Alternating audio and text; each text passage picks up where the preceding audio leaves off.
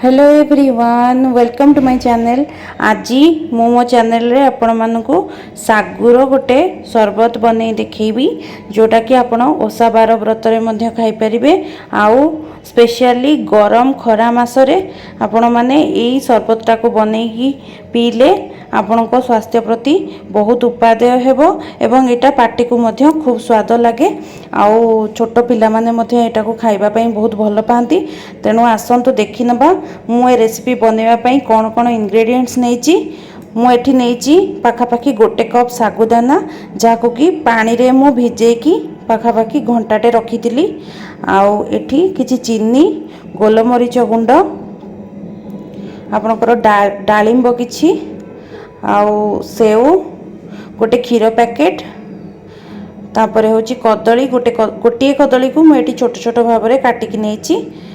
आउ इटा होची चिया सीड्स को मु पाखापाखी 15 मिनिट पानी रे बतुरई देला परे सेटा एभली भाव में फुली जाइछि, जोटा कि आपणकर शरबत रे मिसेइले आपण जेकोसी प्रकार शरबत कले भी जदि चिया सीड्स को भिजेकी तादरे दियंती तेबे तार टेस्ट आहुरी बढ़ी जाए।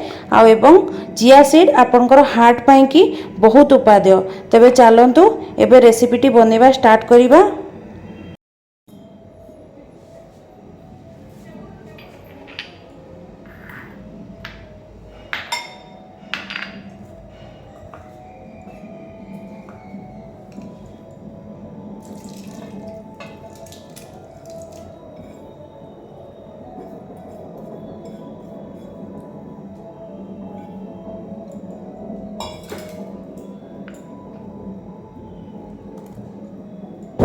आमे सब जहाँ नहीं थिले ताकू एबे आमे ग्राइंड करी दबा, जो थरे कि आमे नबा जो कटा हेतिबा एप्पल, चीनी, कदली आउ रहला आपनकर सागु ए सब मिसे क्षीर सहित मिसे की ग्राइंड करी दबा।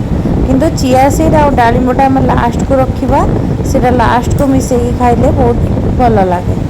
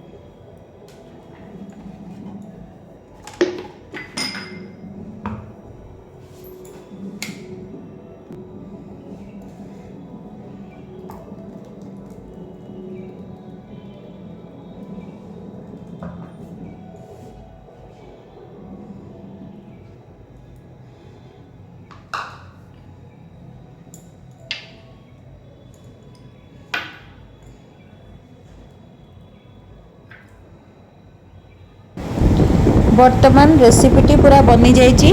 जदि आपण मानक मोर वीडियोटी पसंद आसला तेबे मो चैनल को लाइक, शेयर और सब्सक्राइब करने को जमा भी भूलिबेनी।